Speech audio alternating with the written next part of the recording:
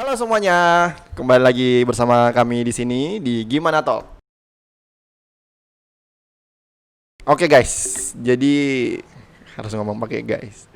Di episode kali ini nih kita mau ngebahas hal-hal yang sedikit agak serius. Kalau kemarin kan tentang pernikahan tuh. Lu kira pernikahan gak serius? Serius, cuman oke ganti, bukan Apa? serius, agak berat sedikit. Jadi gini, kita kan membicarakan tentang pendidikan. Jadi yang seperti kita tahu itu kalau kebutuhan dasar manusia itu kan sekarang sudah bukan sandang, pangan, papan. Jadi pendidikan itu sudah menjadi kebutuhan dasar manusia juga gitu. Iya, betul. Nah, kalau kita lihat juga dari pendidikan kita di Indonesia gitu. Iya.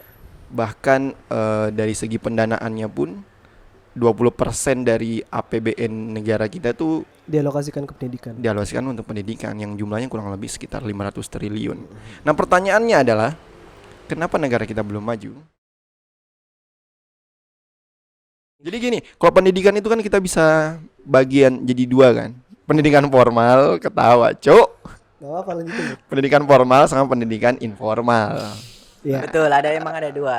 Tapi kalau kalau yang saya lihat sendiri sih kayaknya kita itu lebih melihat atau bisa menghargai orang itu dilihat dari background pendidikan formalnya.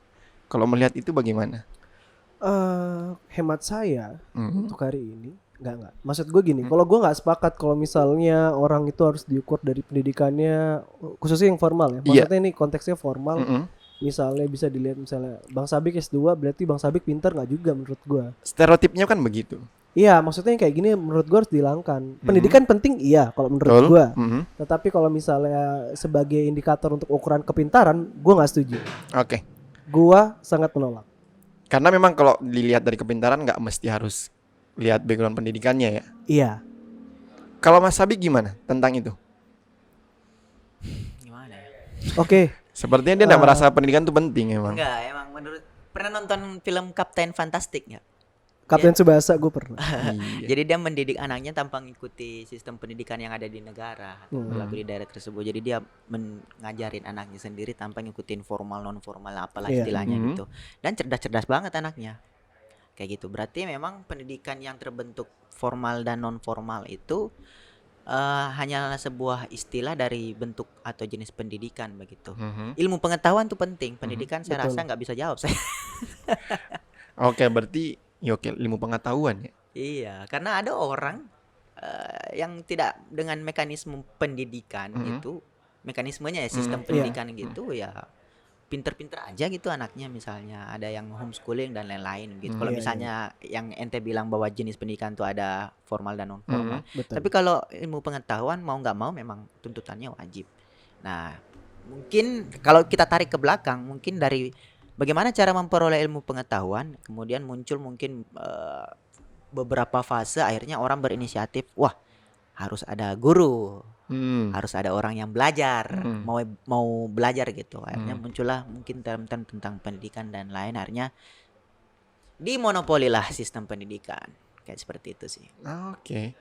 Menarik. Berarti kalau begitu ente bilang secara nggak langsung ente bilang pendidikan formal atau non formal itu sebenarnya cuma kendaraannya aja untuk menuju orang Iya. lebih apa ya? Lebih tahu tentang apapun itu, tentang kehidupan, Iya, tentang apa betul. begitu. Karena jujur kalau misalnya bahas non formal dan formal Formal. gitu, maksud saya pendidikan tuh sama aja sebenarnya, harus diratakan, nggak usah dikotak-kotakan gitu. Karena contoh di akreditasi dan lain-lain. Akreditasi kan kayak ada deskrip untuk yayasan pendidikan yang kurang bergengsi, akhirnya orang sepi gitu. Maksud saya apa sih kekuatannya akreditasi untuk menentukan orang itu pintar nggak? Kalau misalnya ada satu emas masuk di C, belum tentu dia keluar jadi misalnya, tetap jadi emas kalau Jadi misalnya emas. ketekunannya ada, guru-gurunya itu kan Iya, cuma iya, masalah iya. birokrasi aja. Tetap kembali ke individunya juga kan, bahkan bagaimana nggak dia jarang kan memang ada yang bayar juga kan demi akreditasi izin Iya, iya, operasional, betul, ada yang betul, bayar betul, loh. betul. Oke. Cuman oke, sebelum sampai ke situ dulu deh, kita tarik lagi deh. Kalau kita lihat juga dari di sekarang ini ya. Sekarang ini negara kita juga lagi apa ya? Lebih banyak masalah nih Khususnya lagi orang-orang tua murid yang melihat bahwa sistem pendidikan itu malah makin kesini makin membingungkan. Mm-mm. Kalau yang kita lihat sekarang tuh Iya. berkembang kan ada sistem zonasi atau Pembatasan usia pembatasan atau usia. penerimaan peserta didik baru apa Iya. istilahnya gitu. Hmm. Nah, jujur saya sih nggak ngikutin itu ya. Ya, tapi pasti sudah tahu walaupun sedikit ya. Ya, Nah, kalau melihat itu gimana? Maksudnya pasti tujuan kita kan selalu mau orang itu makin pintar, makin cerdas, makin bisa berpikir dengan waras begitu. Tapi dengan sistem yang dibangun seperti itu, apakah menurut kalian itu menjadi suatu sarana yang memudahkan dalam hal ini ya orang-orang dalam Iya. usia belajar? Mm-mm. Gimana? Gimana? Bangke emang ini yang paling Berat parah. banget ya. Kayak gue narsum cuy. Ente kan S2 aja. Nggak, bukan masalah itu. Stereotipnya pokoknya yang S2 lebih pintar. Perasaan sudah. kita ngobrolnya diedit kita ini ya, kita lempar dihapus. opini, iya kan? Iya kan? Iya itu opini ente bagaimana? Gimana Bang Big Tai? Emosi. Sudah Kalau terlihat saya belum sih- siap ya. Iya enggak ada sih sebenarnya, cuma Ah, emang tai. Gini, kalau saya melihat sistem sekarang, saya nggak tahu nih masalah pendidikan, tapi saya perhatikan dari banyaknya aturan-aturan yang kemudian beginilah mulai dari zonasi misalnya. Itu seolah-olah tuh pendidikan di Indonesia tuh ribet banget. Orang mau Iya. dapat ilmu aja susahnya minta ampun begitu. Mm-mm. Kayak makanya saya tidak terlalu setuju dengan ada jenis formal non formal, akreditasi dan akreditasi, karena ilmu pengetahuan bisa kita peroleh sama aja. Cuma memang lingkungan kita yang membentuk kita tidak bisa jadi apa-apa tanpa pendidikan yang layak begitu, dan tidak bisa mendapatkan kehidupan yang layak kalau misalnya pendidikannya tidak layak. Nah, itu semua dibentuk dengan kata semua adalah bisnis, cuy. Siapa yang bisa bayar? Ujung-ujungnya ekonomi ya. Iya, Tapi sulit. Tapi kalau gue gini Ruth, Hmm. hampir nyambung yang punya Bang Big. Kalau gue pasti pernah dengar kata-kata ini kan, maksudnya kayak semua orang adalah guru, semua lingkungan adalah sekolah. Sepakat. Nah itu jadi kayak kalau gue dengan melihat sistem pendidikan hari ini, kalau misalnya dibilang ribet banget, karena ngomongin pendidikan ini banyak banget bisa jadi benturan kepentingan yang punya yayasan mungkin, atau nggak masalah di pemerintahnya. Terkait masalah isu kesenjangan, terkait masalah tenaga pengajar, dan paling penting ini sebenarnya harus benerin. Kalau gue bakal concernnya ke pertama adalah lebih ke ini infrastruktur pendidikannya yang hari ini memang belum rata. Iya. Itu harus diakui. Maksudnya gue punya teman, dia sekarang kerjanya di Labuan Bajo. Orang-orang di situ katanya belum bisa pakai komputer. Orang-orang di situ maksudnya masyarakat umumnya. Masyarakat bahkan masyarakat. mereka buat anak-anak sekolahnya nggak bisa pakai komputer. Komputer Roger. Berarti kan maksudnya banyak nih, ada isu kesenjangan, ada isu masalah strata, terus mereka tuh kayak apa ya? Kita yang ada di sini kebetulan bertiga di sini mungkin punya privilege untuk mengakses itu. Gimana dengan teman-teman misalnya yang di daerah-daerah lain? Katakanlah tadi kayak gue contohin Labuan Bajo misalnya, atau enggak ini deh, kalau lagi pulang kampung gitu kan, daerah-daerah Enrekang gitu-gitu, mereka harus ini cuy. Oke. Jangankan buat belajar, nyari sinyal masih susah. Oke. Itu jadi emang dari infrastrukturnya itu harus dibenerin dulu kalau gua. Berarti secara nggak langsung ente ini mau bilang bahwa daripada kita perdebatkan tentang sistem segala macam nih, mending kita lebih konsen dulu ke daripada ngomongin langsung zonasi. Itu juga gua nggak ngerti maksudnya apa zonasi, usia, Lebih wajib ke- belajar, Mungkin istilahnya lebih ke fasilitas. fasilitasnya dulu, kudu Fasilitas. lengkap, dan itu Fasilitas. memang harus apa ya? Ya benar-benar sangat menunjang sih soalnya. Iya sih kalau karena itu tadi yang Terasa saja corona misalnya belajar di rumah Ah. gitu. Itu banyak yang nggak bisa belajar. banyak banget. Tetangga saya nih anaknya datang ke rumah minjem HP-nya ini yang jagain Zada, babysitter gitu. Untuk ini Membuat akses sekolahnya. Jawab-jawab ujian dan lain-lain. Maksud saya emang kalau kita tarik ke belakang ternyata lihat pendidikan di Indonesia itu bukan cuma dari lubang kecil, tapi masalahnya banyak banget, kayak ngintip hasil sungai yang kena banjir bandang gitu, keruh sekali. Jadi banyak masalah yang harus bisa disangkut pautin, misalnya infrastruktur bangunan, nanti iya. larinya juga ke pemerataan pembangunan kan. Jadi memang PR-nya banyak banget di Indonesia ini. Makanya Indonesia kalau bilang kenapa nggak maju-maju, karena PR-nya banyak banget, mulai dari kurikulum lah, terus Kurikulum. fasilitas buku-buku, kualitas guru dan lain-lain kayak gitu dah intinya. Jadi kayak apa ya, anak gua ngerasanya pas kenapa gua mungkin salah satu yang sering cabut sekolah dulu tapi jadi tiru. Itu emang karena sekolah itu tidak menyenangkan. Gua mau sekolah karena gua mau ketemu teman. Bukan karena lebih mau Bukan belajar karena, ya. karena kayak apa ya? Kita kayak dipaksa hafalan, maksudnya diukur dengan angka. Kalau lu di bawah 10 besar gitu ya, atau nggak mungkin. Kalau gua kan emang suka-suka ranking terakhir ya emang ya. Emang ya udah bego aja dikatain udah. Ya emang ya udah bego. Remet lu pasti gitu. Remet belajar lagi. Belum tentu gua paham fisika, belum tentu gua paham matematika. Ya, karena itu kalau itu kaitannya tentang ranking. Karena memang kita juga di Indonesia kan masih menerapkan sistem ranking begitu. Iya. Selalu menilai anak murid itu dilihat dari rankingnya, bahwa ranking 10 besar atau 5 besar itu lebih pintar daripada di luar 10 besar kan selalu ada. Gimana? Enggak, saya nguap aja. Kenapa sih? Enggak boleh nguap. Oke, baik. Menarik. Tapi gini deh, Sudah coba. gimana? Kalau misalnya apakah kurikulum kita kan gonta ganti? Iya. Itu Sudah 8 kali ganti. Iya, itu kurang menurut lebih. saya itu indikator bahwa emang belum ada jurus jitu penerapan dari sistem pendidikan yang bagus untuk mencerdaskan dan menyenangkan bagi anak bangsa. Tapi kalau ngomong tentang sistem pendidikan begitu ya, yang sudah ganti 8 kali lah kalau di Indonesia ya. Kurikulumnya nggak sih? Ya. Kalau yang ente bilang tadi berarti belum ada formula yang cukup efektif untuk memecahkan itu. Kenapa sih? Saya kadang-kadang bingung kenapa sih kita nggak berkaca aja sama sistem pendidikan di luar gitu. Contohnya yang terbaik sekarang itu kan orang selalu bilang Finlandia, sistem pendidikannya terbaik di dunia gitu. Iya. Salah satu yang terbaik. Dan mereka kayaknya juga sekolah nggak selama kita ya. Nggak selama kita. Iya, nggak full Saya day jujur banget kalau ya. lihat data-data gitu saya kurang nggak langsung nangkap percaya gitu. Saya belum pernah ke Finlandia juga, belum pernah ngobrol juga sih. Cuma memang mau entah itu Finlandia, Jepang dan lain-lain ya, mereka memang terkenal pendidikannya bagus atau dunia barat lah cara pendidikannya bagus gitu. Yang terasa adalah mereka membebaskan individu peserta didik lah, misalnya murid-murid gitu, termasuk guru juga untuk berkreasi sebebas-bebasnya. Misalnya kurikulum kan yang gonta-ganti, selalu penyamarataan di setiap daerah. Padahal karakter tiap daerah itu beda-beda. Sepakat. Beda-beda. Misalnya karakternya kurikulumnya mengharuskan tuh ini pencapaiannya ini nilainya ini.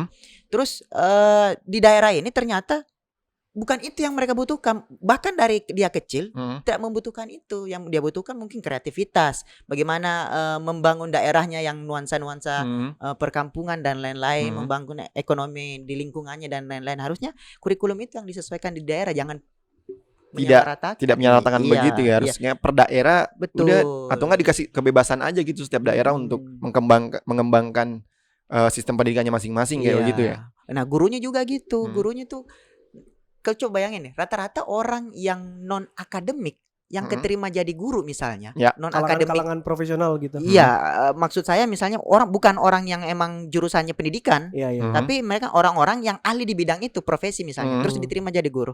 Mereka tuh tidak punya semacam skill untuk mengajar. Tidak ada skill untuk mengajar. Ya, memang ada tipe orang seperti itu yang punya ilmunya tapi dia nggak tahu untuk ngajarin orang itu seperti apa. Dan orang-orang kayak gitu banyak yang nyemplung di dunia pendidikan. Karena mengajar itu susah, cuy. Mengajar itu susah. Betul. Karena saya pernah ngerasain ngajar. Oh iya, dia pernah jadi pas KKN, Bang. Iya. Itu susah banget. Apalagi anak kecil. Anak kecil ya. Allah, susah banget. Ente kalau liatin anak guru TK nih, teman saya waktu SD dia jadi guru TK, susahnya minta ampun, cuy. Kalau nggak bisa ngontrol emosi dan lain tuh jadi beban pikiran dan nggak enjoy ngajar. Iya. Kita aja ngajar mahasiswa misalnya nggak enjoy. Ada aja yang beresek gitu. Walaupun kita berusaha gimana, biar buat berusaha gitu berpikir dosen tapi berpikir sebagai mahasiswa gitu. Iya. Memposisikan diri. Karena kadang gini sih. Kalau kita dari tenaga pengajarnya, kadang kita misalnya kita memilih untuk jadi tenaga pengajar yang asik. Nanti ada aja tuh murid-murid yang melunjak kayak gitu. Tapi sebaliknya kalau misalnya kita jadi yang dalam hal ini misalnya kayak orangnya tegas atau keras kayak gitu, dijauhin sama muridnya takut, malah cenderung tidak bisa memahami pelajaran kita dengan baik begitu, karena ada ketakutan pada saat belajar begitu. Jadi saat ini tuh kita juga lagi sedang terhubung dengan salah satu praktisi tenaga pengajar Beliau ini seorang dosen dari salah satu universitas yang ada di Jakarta, Podomoro University. Podomoro University. Kita ajak ngobrol-ngobrol terkait tentang pendidikan. Oke. Di sini ada Mas Dewa. Halo Mas Dewa. Ya, halo. Assalamualaikum. Waalaikumsalam warahmatullahi. Passwordnya. Mas Dewa. Passwordnya. Mas Dewa kita panggil Mas atau Bapak atau gimana nih nyamannya? Mas saja, jangan Bapak lah. Terlalu gimana nih? Terlalu senior nanti kalau Bapak. Ya karena kan kalau di Indonesia kan selalu ada bentuk penghormatan itu harus ada label-labelnya. Kalau manggil Mas, manggil Bapak itu nanti dianggap nggak sopan atau Mas, apa. Mas aja ya. Iya, cukup Mas. Iya oke deh. Mas Dewa. Ya. Ya, ini kan kita sekarang lagi ngobrol-ngobrol tentang pendidikan ini. Nah, tadi kita juga sudah bahas kalau misalnya Indonesia itu ada di ranking 72 dari 77 negara, padahal kalau dilihat dari segi gelontoran dana, kita di dunia pendidikan itu dapat 20% dari APBN, yang mana itu kurang lebih dan nilainya sampai 500 triliun. Tapi ya bisa dibilang negara kita tuh masih ya begini-begini saja dengan sistem pendidikannya yang makin kesini makin membingungkan gitu. Nah, kalau Mas Dewa melihat itu bagaimana Mas Dewa? Oke, jadi terima kasih pertama-tama sudah mengajak saya untuk berpartisipasi dan bersuara ya. Sama-sama Mas Dewa. Walaupun saya bukan dari Kementerian Pendidikan, tidak menjadi guru SD, SMP, SMA bertahun-tahun, ya. Tapi saya sebagai dosen hari ini yang namanya menyusun kurikulum pendidikan, menyusun anak mahasiswa itu nanti jadinya seperti apa, itu saya rasakan pada hari ini. Karena saya di kampus, karena kampusnya masih baru, program studinya masih baru, sehingga penyesuaian kurikulumnya juga masih baru. Menghubungkan antara industri jasa atau pekerjaan dengan sekolah di Indonesia itu masih apa istilahnya ini masih jauh api dari panggang ya kalau nggak salah ya. Oke. Ya. Dianggap itu kita ini sekolah sekedar sekolah gitu ya. Tetapi begitu praktek di lapangan itu lebih sulit dan beberapa fokus utama itu saya rasa tidak terlalu tidak menimbulkan keberlanjutan dalam artian SD, SMP, SMA oke lah. Sekarang kan pemerintah ada program belajar 12 tahun gitu ya. Beda dengan zaman orang tua kita dulu yang cuma 9 tahun. Wajib Betul. SMP. Ya. Sekarang wajib SMA gitu ya. Setelah SMA yang bisa diakses pekerjaan adalah apa? Ya, minimal betul. Mungkin kasir di swalayan gitu ya. Atau pekerja karas ya. Nah, kalau mau lagi naik satu tingkat harus minimal S1. Ya. Nah, dunia sekolah dasar, SMA sampai kampus itu banyak kurikulumnya yang belum sinergi. Kenapa saya bilang sinergi? Masih ada calon mahasiswa atau anak SMA yang belum tahu mau nanti kuliahnya apa. Ya. Terus ada juga yang sekedar kuliah itu peruntungan ya. Nanti dapatnya jurusan apa ya udah itu yang didalami. Nanti pas kerja kaget, bingung. Malah nyebrang dari betul. Ada yang jurusan ekonomi, kerjanya kemana? Di bengkel. Banyak ya gitu. Anak SMK dia ambil kuliah tapi bukan jurusan SMK-nya gitu ya. Itu hal-hal seperti itu memang cukup sulit di Indonesia. Terus kenapa peringkat kita masih 70 ya tadi ya? Iya, 72 dari 73 negara, benar. Saya yakin dibanding Singapura, Malaysia kita pasti jauh tertinggal ya. Karena kenapa? Pertama penduduk kita jauh lebih banyak, lebih besar. Ya. Sistem birokrasi kita juga jauh lebih rumit, lebih ribet. Tapi mengingat Tut Uri Handayani slogan pendidikan kita, sebenarnya kita itu mau didorong menjadi manusia-manusia unggul, di mana semua dasar itu tadinya harus dimiliki. Dalam artian kita harus tahu kimia, kita harus tahu biologi, kita harus tahu kita kayak selalu dituntut untuk mengetahui segala banyak hal gitu. Betul. Jadi nanti begitu kuliah, nanti pada jurusannya berbeda. Ada teman saya di SMA, dia sama saya dengan 2 tahun di kelas 2 dan 3 SMA itu kita sudah jurusan IPA. Hari ini dia jadi hakim. Ya kan? Nyebrang ya. Iya. Nah, ada persepsi bahkan yang mengatakan bahwa lebih baik nanti saya di IPA saja supaya saya bisa mengakses semua jurusan. Semua jurusan, benar. Ya, nah itu kalau nggak salah sampai hari ini seperti itu deh kalau nggak salah ya. Ya, benar-benar. Jadi dari situlah muncul bahwa kita ini sistem ibarat lompat-lompat. Jadi kalau kita lompat dan kebetulan nggak lubang, ya kita nggak jatuh. Begitu kita lompat dan ternyata lubang, nah sudah, ya. Oke. Nah, jadi memang apa yang perlu dibenahi. Yang dibenahi itu, wah sulit juga ya, mengingat kita sekarang tadinya saya ada harapan baru mengingat menteri kita ini kan. Oh ya benar. Pak Nadiem ya. Pak Nadiem ini saya anggap secara pribadi, penilaian saya secara pribadi ini cukup agresif dalam artian memahami. Tetapi makin kesini saya melihat kebijakan-kebijakannya ini. Iya malah membingungkan. Malah ini juga karena mengingat apalagi sekarang kita lagi dihadapkan dengan COVID gitu ya. COVID otomatis kita juga bingung lagi. Kita belum punya ada protap atau belum ada prosedur di mana kuliah daring atau kuliah jarak jauh, sekolah jarak jauh itu belum ada aturannya. Jadi bayangkan yang di pelosok seperti apa. Gurunya saja belum tentu cukup. Tiba-tiba harus online misalkan ya. Kalau di Jakarta, di Surabaya, kota-kota besar, lancar-lancar saja kalau kita mau ada kuliah jarak jauh atau sekolah jarak jauh. Tetapi bagaimana dengan masyarakat yang masih belum bisa mengakses? Jadi memang dilemanya adalah ketika menteri ini mau membuat sebuah inovasi tetapi tidak melihat kenyataan di lapangan. Nah, demikian kurikulum sekolah dasar itu sudah dirubah kalau nggak salah sebanyak 3 kali ya. Kurikulum tahun 2009, kurikulum tahun 2013, kurikulum tahun berapa? Nanti tolong dikoreksi aja ya. Di mana yang tadinya saya waktu SMA itu masih mendapatkan pelajaran komputer atau TIK. TIK benar. Adik saya di SMA yang sama, selisih 5 tahun setelah saya lulus dari SMA itu, adik saya tidak mendapatkan lagi mata pelajaran dari TIK itu. Jadi saya menganggap bahwa perubahan kurikulum itu secepat itu. Padahal komputer itu merupakan juga salah satu kebutuhan pada masa sekarang. Yang saya heran adalah dulu saya menyuruh adik saya itu untuk kirim email gitu ya. Loh, ini kirim email gimana? Nge-attach-nya loh, bukannya sekolah diajarin gini. Nggak ada, sudah bukan jadi mata kuliah wajib. Dari hal-hal seperti inilah yang saya membingungkan dari kurikulum yang terbaru. Terus kemudian ada juga muatan lokal. Muatan lokal itu kita bisa memilih mata pelajaran yang hal-hal mendasar. Ya. Indonesia ini kan istilahnya bahasa ibunya banyak, bahasa daerahnya.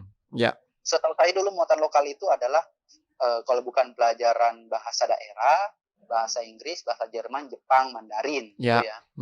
Tetapi muatan lokal pun juga sekarang dihilangkan. Jadi khusus di Makassar sendiri, kampung saya, sudah tidak ada lagi kita belajar bahasa Lontara, muatan lokal, bahasa ini Lontara. Iya, aksara gitu. Mereka sudah lupa dan tidak tahu ini Lontara bacanya apa, gitu ya.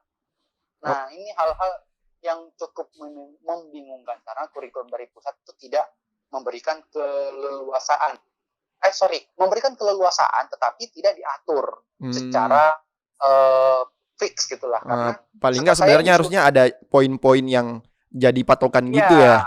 Ada harusnya sebagai titik acuan utama begitu. Ya, di mana kita harus melihat kondisi dari pendidikan saat ini.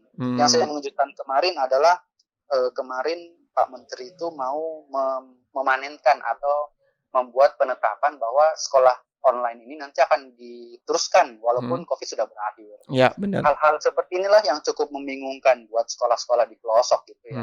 Jadi pendidikan kita ini bukannya maju, mungkin malah dapat masalah lagi gitu ya. Kita belum melakukan pemerataan, tetapi tiba-tiba dibuatkan lagi lompatan lagi. Jadi ibaratnya kita ini lompat tangga, kadang berhasil, kadang kepleset jatuh lagi gitu ya. Iya. Jadi cukup sulit sebenarnya. Jadi kemarin sudah ada yang merdeka belajar buat yang anak kuliahan ya. Kita diperbolehkan untuk magang sampai 2-3 semester gitu ya. Nah, secara positifnya itu adalah betul itu mengaitkan mahasiswanya itu bisa cocok dengan kantornya, kantor magangnya. Dunia kerjanya ya. Ya, tapi ada juga pendapat bahwa cukup ngeri juga ini kalau 3 semester nanti bisa-bisa dia putus kuliah gitu. Keasikan soalnya. Iya, dia mempertahankan pekerjaannya itu gitu kan. Benar. Kemudian ada juga bebas jalur, bahasa istilahnya saya lupa. Multidisipliner. Jadi jurusan A itu bisa belajar sit in di jurusan B dengan beberapa kali mata kuliah gitu. Itu bisa. Nah, jadi yang tadinya kita sudah mau membuat kuliah itu tujuan untuk memfokuskan setiap bidang-bidang. Ini malah tetap kayak jadi malah dilebur lagi juga. Jadinya. Iya, jadi ada leburan lagi gitu loh. Jadi ini sistemnya itu adalah trial and error. Itu yang saya takutkan dari sistem pendidikan kita. Makanya kenapa kita cukup sulit untuk menaikkan peringkatnya. Terus yang terakhir mungkin ya, mengingat ini kemarin sudah sistem sonasi. Ya. Dulu itu zaman-zaman orde lama orde baru, pendidikannya itu adalah dengan kategorisasi unggulan, skala nasional, skala internasional. Itu saya dapat dulu waktu saya zaman SMP tahun 2005 2008 lah, 2011 ya. Di mana ada sekolah bertaraf internasional. Jadi orang tua itu berbondong-bondong memasukkan anaknya ke sana ya, benar. Ya, kota, provinsi. Jadi fokus ke sekolah-sekolah itu juga. Lagian juga artinya sekolah itu menjadi unggul. Ternyata ada sekolah di sebelahnya itu jadi mati. Karena tidak menjadi unggulan, tidak apa. Nah, pemerintah akhirnya mencoba sistem zonasi. Di mana anak-anak sekolah terdekat dari rumahnya. Domisilinya, iya, benar. Ya, negatifnya adalah sekolah tersebut belum mumpuni atau belum setara. Jadi ini adalah fase di mana angkatan sekolah sekarang itu sedang trial dan error lagi, di mana sistem zonasi ini mendesak sekolah-sekolah itu nanti akan ada penyeragaman atau pemerataan kualitasnya. Itu juga salah satu langkah yang baik. Tapi ya konsekuensinya adalah kita harus bersabar. Ingat pasti mungkin belum ada keunggulan-keunggulan, melainkan kita malah mendeteksi mana daerah yang belum ada sekolahnya. Gitu ya. Jadi memang pendidikan kita tuh cukup rumit, kompleks ya, kompleks permasalahannya ya. Tadi betul Kak Rudi bilang adalah dana pendidikan di Indonesia itu sampai 20-30% dari 20% ya. 20% dari APBN. Fix dari APBN gitu ya. Jadi APBN, APBD semua itu fix 20%, berapapun pendapatan daerah. Walaupun banyak seperti itu, dana BOS itu turunannya dipakai ke seluruh sekolah. Yang notabene-nya ada sekolah yang menengah atas, menengah bawah. Ini semua dipukul rata. Katanya kita mau memunculkan keadilan. Di mana-mana yang namanya keadilan itu saya anggap adalah yang butuh. Yang butuh. Iya. Bukan pukul rata ya, bukan pukul rata. Iya, bukan pukul rata. Jadi kampung saya aja Makassar gitu, saya kemarin tanya, kenapa SMA saya yang notabene-nya adalah pekerjaan orang tuanya adalah menengah dan menengah atas itu dapat dana BOS. Gitu ya. Artinya kebutuhan sekolah saya yang kisaran mungkin 2 miliar per tahun, dana BOS cuma bisa sanggup 1 miliar karena harus bagi dengan sekolah yang lain. Otomatis sekolah saya sendiri harus menurunkan beberapa fasilitasnya, termasuk lab komputer tadi. Jadi saya dulu tidak bawa laptop ke sekolah. Adik saya bawa laptop. Tentu kan ada kekhawatiran sendiri ya, anak saya mau bawa laptop ke sekolah gitu ya, nanti dicopet, dijamret apa jadi masalah sendiri. Ada sekolah yang kurang bagus dapat dana BOS, karena memang banyak siswanya adalah orang tuanya berpenghasilan menengah bawah. Jadi hal-hal seperti itu perlu dikendalikan lagi lah kalau saya bilang. Itu mungkin dari saya, Kak Rudi.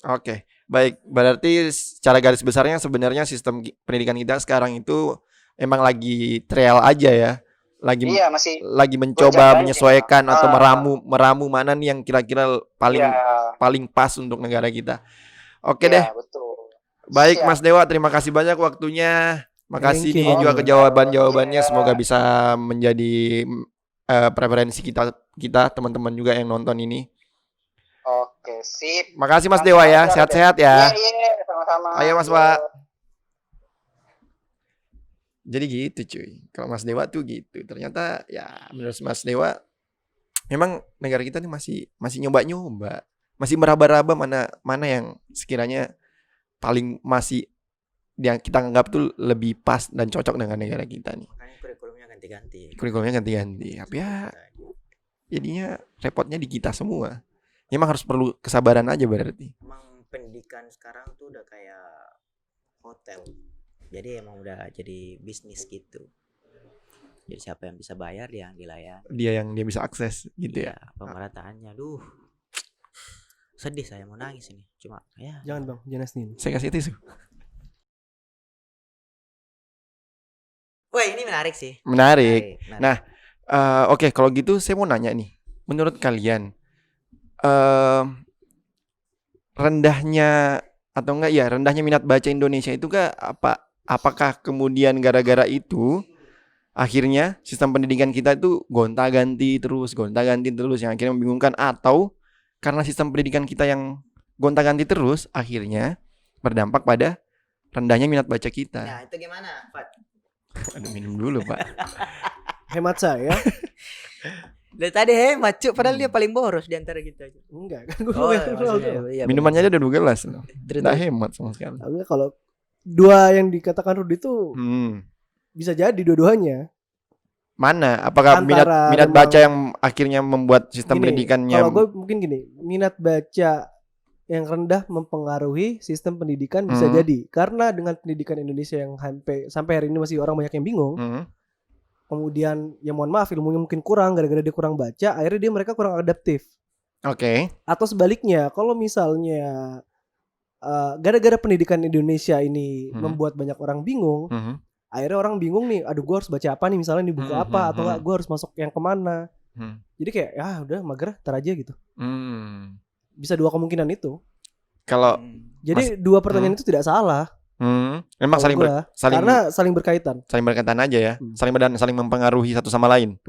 Kalau Mas Abid gimana? Cuma jujur nih sih yang minat baca rendah di Indonesia itu tolok ukurnya seperti tolok ukurnya saya sebenarnya Tolak masih ukurnya. bingung gitu. Masih bingung. Masih bingung karena dulu sih emang saya percaya karena nggak nyari tahu, tapi seiring berjalannya waktu terlibat di dunia literasi dan lain-lain, saya lihat lingkungan saya baik-baik aja dengan buku, malah kita diskusi buku juga. Nah makanya tolak ukur semacam itu saya bingung juga karena kalau misalnya dibilang minat baca di Indonesia rendah, saya rasa memang Indonesia itu budayanya itu bukan membaca sih kayaknya. Ada sesuatu yang kayak orang Indonesia itu kayak mereka tuh lebih apa ya, kayak learning by doing gitu loh. Banyak mempraktekkan, langsung to the point, setelah itu baru mereka belajar.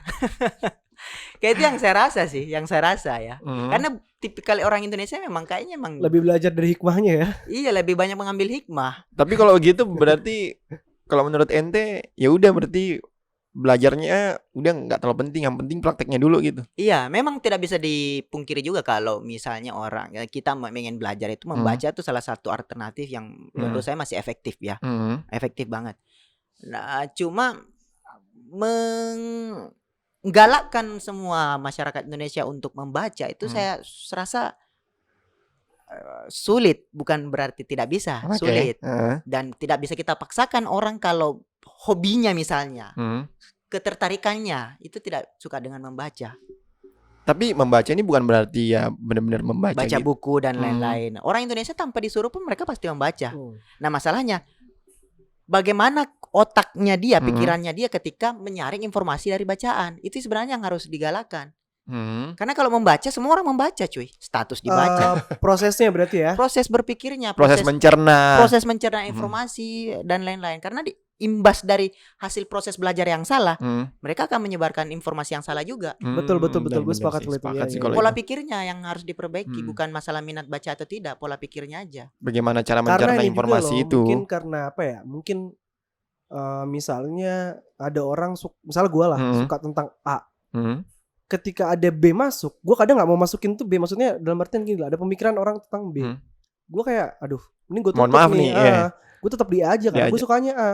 Mau itu bener apa enggak, karena gue sukanya A ya udah gue aja gitu. Tapi walaupun meskipun ya tadi kalau misalnya perandaian kayak lu ada B yang mau masuk, apakah kamu nggak mau kayak Ya udah deh, coba dulu Tergantung. cari tahu dulu Kalau tentang B. B-nya ini mendukung si A, gue bakal mau, mungkin. Tapi kalau misalnya dalam hal ini dia tidak, ya mungkin enggak. Mungkin salah satunya kayak gitu. Kalau saya sih enggak. Kalau misalnya apakah baca itu lebih utama bang? Enggak. Mau mendengarkan, melihat, Ya, nonton. membaca, menonton, dengarkan podcast dan lain-lain, itu udah banyak alternatif untuk kita memperoleh informasi. Nah, banyak yang dulu murid-murid yang saya ajar gitu bertanya, apa sih gunanya belajar sekarang? Toh nanti juga nggak belajar aljabar dan lain-lain, Pythagoras dan lain-lain.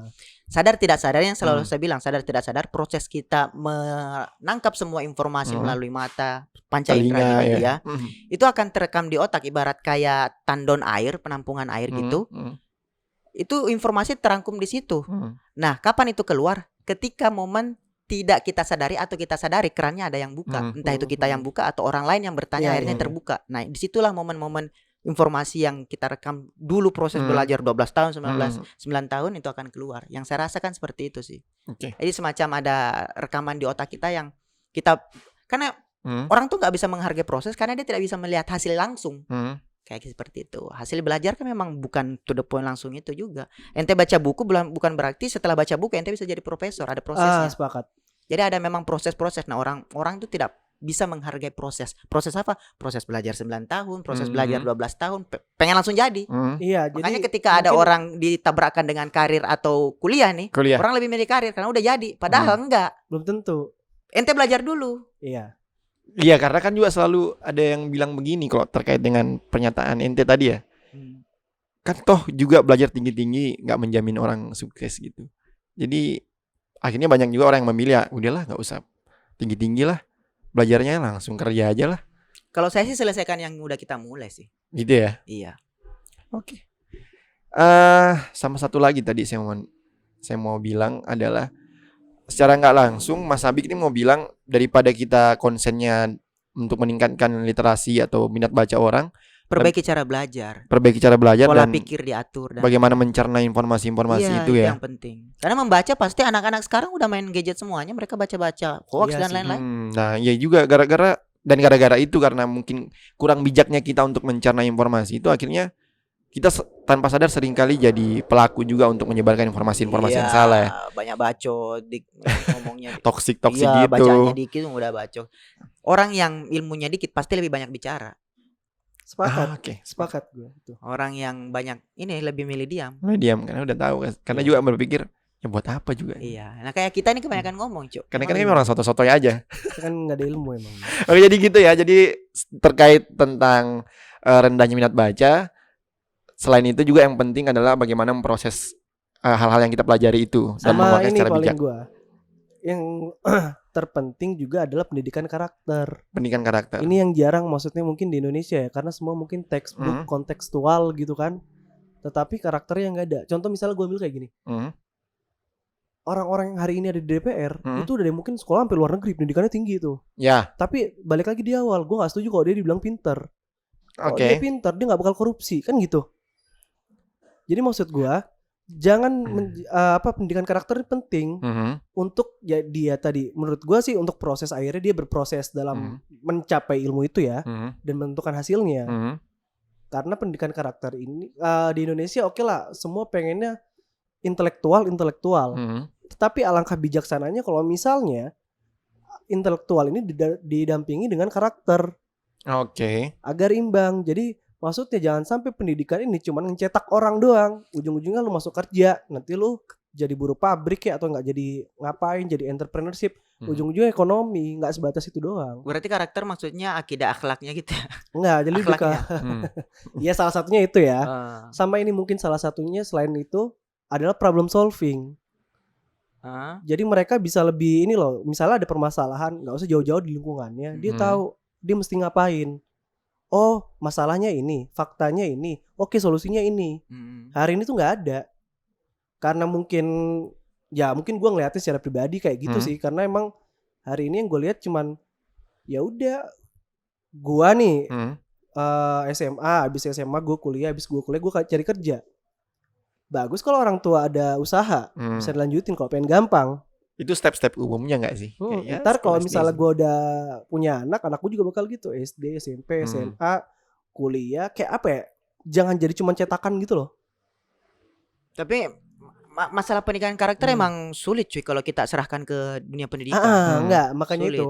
Karena gini, saya setuju kalau misalnya anggaplah pesantren misalnya, dia menolak orang-orang yang akhlaknya udah nggak beres karena bakal nular tuh kayak gitu-gitu. Apalagi di lingkup pesantren yang terkungkung gitu ya, ibarat kayak penjara suci ya gitulah.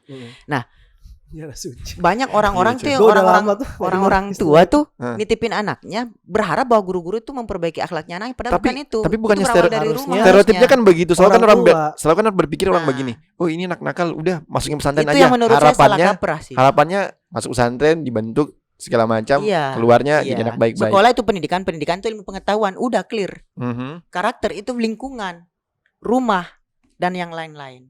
Oke. Kayak gitu. Menurut saya seperti itu, sederhana banget sih kalau mikirin pendidikan karakter gitu. Kalau mau misalnya belajar akhlak gimana ya? Sekolah udah berusaha ngasih yang maksimal, misalnya apa PPKN apa istilahnya gitu. PKN. Nggak tahu. Dulu mungkin zamannya PPKN. Bapak PPKN. Iya, sempat. Sekarang Nah jadi itu, PKN. jadi intinya gitu, berusaha sesuai dengan asas-asas Pancasila dan lain-lain lah sebagai warga negara yang baik. Cuma bukan tugasnya Guru. guru Gua sepakat dunia loh itu. pendidikan untuk mengurus itu. Kayak Karena gitu. bagaimanapun garda terdepan adalah ya orang tua. Orang tua itu tanggung jawab orang tua kok. Orang tua kalau bisa ngasih pendidikan yang formal dan non formal anaknya luar biasa. Tapi untuk akhlak jadi manusia yang baik itu garda terdepannya Lingkungan. orang sekolah Benar. dari pagi sampai siang. Makanya sekolah itu jangan terlalu lama-lama. Biar Iya. dibalikin ke orang tuanya. Gue SD tuh udah sampai sore. full day. Sampai sore. Kapan dia belajar akhlak sama orang tuanya anjir? Udah Tapi keburu capek kan? Iya capek. tapi kalau mau dilihat kayak begitu ya, Interaksi sama seberapa keluarga. banyak sih orang tua yang memahami hal yang seperti itu, yang misalnya, oh anak saya ini sudah sekolah formal di sekolah sekian jam, sekarang di rumah berarti waktunya sekarang tugas saya untuk mengajari anak saya hal-hal yang terkait tentang akidah atau apapun itu. Seberapa banyak sih? Menurut saya juga nggak banyak. Bahkan banyak kan juga orang tua berpikir bahwa anak saya udah sekolah ya udah berarti. Iya sih emang susah. cuy, Itu karena kompleks sih karena mungkin Udah. orang tuanya juga sibuk, akhirnya nggak punya waktu tuh juga banyak seneng faktor kalau lah. anaknya nggak di rumah gitu dan merasa bahwa dititipin sama orang yang benar.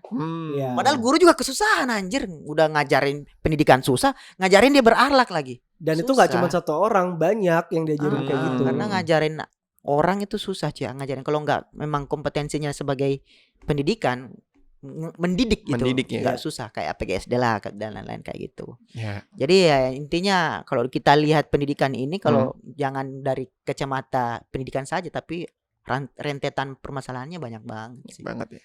Ekonomi, bisnis jadi bahan lahan bisnis juga dan lain-lain. Tadi sempat gue singgung di awal, memang ada isu-isunya banyak memang Banyak. untuk benerin satu ini sih. Oke. Oke sih. Satu sistem yang baik. Oke teman-teman, sekarang sudah habis episode kali ini tentang pendidikan. Sampai ketemu atau menonton dan mendengarkan episode selanjutnya. Bisa dengarkan, kalau mau dengerin bisa cek Instagram kita, di situ semua ada linknya. Dan akhir kata akan ditutup oleh Rudy dengan baca quote di handphonenya. Silakan Rudy.